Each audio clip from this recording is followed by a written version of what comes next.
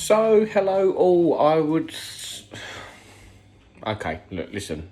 It's a lovely summer's day. I'm about to cook some beautiful steaks.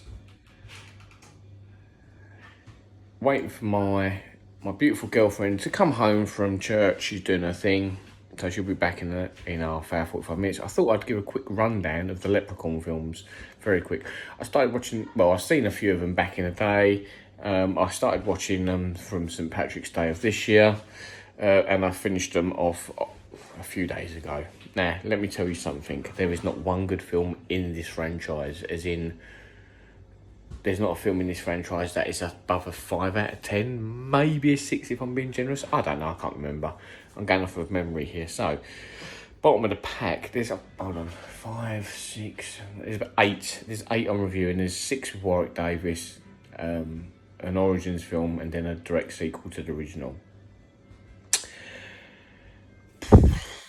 Bottom of the barrel is Leprechaun 5, Leprechaun in the Hood. It's atrocious. People in the hood find some Leprechaun gold, spend it. Leprechaun comes in, wants it back. Crap. Filmed, I think Ice Cube's in it. Ice Cube. One of them's in it. It's crap. There's nothing in this film that is. This is a 2 out of 10 film. It is abysmal in every possible sense. The reason it ain't 1 out of 10 is because Warwick Davis is, I think, putting some effort in. So, whatever. It is atrocious. Followed by Leprechaun 6 Back to the Hood, which is so much better, but still so crap. Same premise. People in the hood find some gold, make a better life for themselves. Warwick Davis comes back, but this time less comical and more sort of serious, which is kind of a cool aspect. I think if I'd have liked this approach across the whole franchise, but still a crap film. What's that? 5, 6. So the next best film in the franchise would be Leprechaun 4 in Space. This one is so bad it's kind of fun. It's cheap looking, everything's rubbish. The Leprechaun's still spraying out rhymey slang before he kills people. People in space find gold, spend it, and then Leprechaun wants it back. Running theme. Terrible film, but funny. Got fun. It's so bad it's fun. I quite like the guy. There's like a cyborgy kind of guy who's in like a wheelchair thing. He's like half robot, half I can't remember. I was half drunk through all of these films because that's the only way you can get through them. Terrible film, but quite funny. So what's that? That's Leprechaun 5, 6, 4. The next one would be Leprechaun 3? Leprechaun 3? No, Leprechaun 2. Leprechaun 2 is next. And Leprechaun 2 is takes itself a bit too seriously, so therefore falls a bit flat. But I kind of like the idea. I think they're set in LA and there's a guy who's trying to do like a horror tour thing. Leprechaun gets involved somehow. It's crap. Again, rubbish. It might even be worse than 4. I should have put 4 above it maybe. I don't know. They're all forgettable. Actually, so they're all forgettable. So the next few are all better and more rememberable, but probably all still as crap. So the next best one, I might even miss one out. I don't know. I'm winging this on the quick. I wasn't even gonna do this video. So the next one would be Leprechaun. I've done 2. I'm gonna go with Origins, and this is probably the best made film. This one came out in like 2014. It's got a few people in it you might know. I think one of the dudes is from Freddy vs Jason. It's actually probably the best looking and made Leprechaun film. It's actually, well, or supposedly set in Ireland, so that's pretty cool. And the Leprechaun's actually like this, like free. He's not played by Warwick Davis. He's actually like this creepy, like moody, like goblin thing. Doesn't talk on, I think, and he's actually quite scary, and it's quite gory as well. It's actually got some really good kills in it.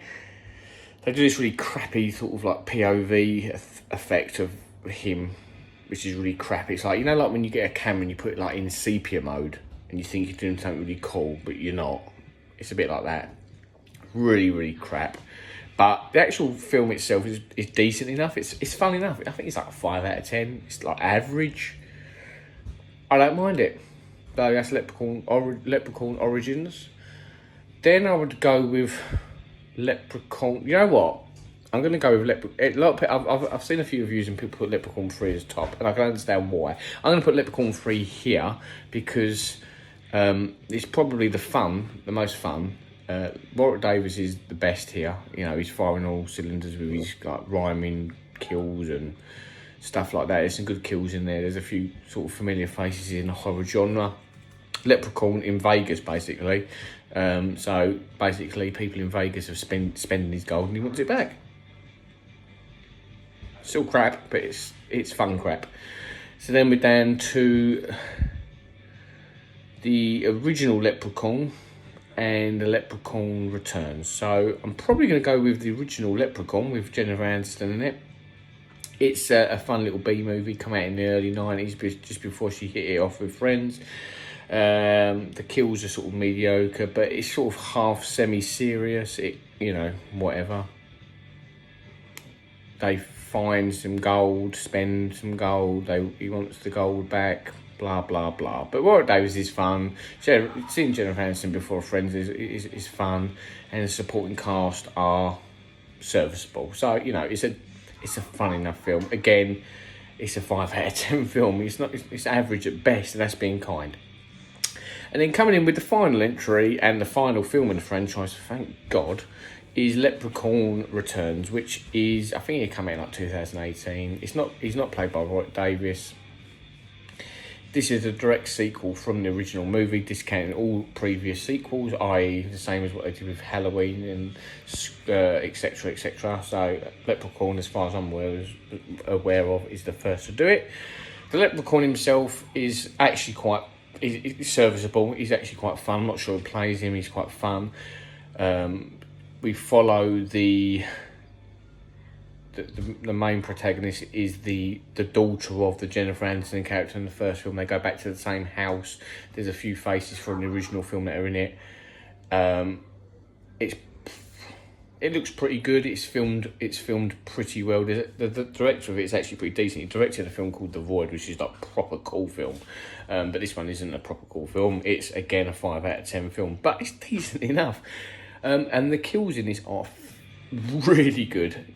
I think it's a 5 out of 10 film. Did I give it a 6 or 5?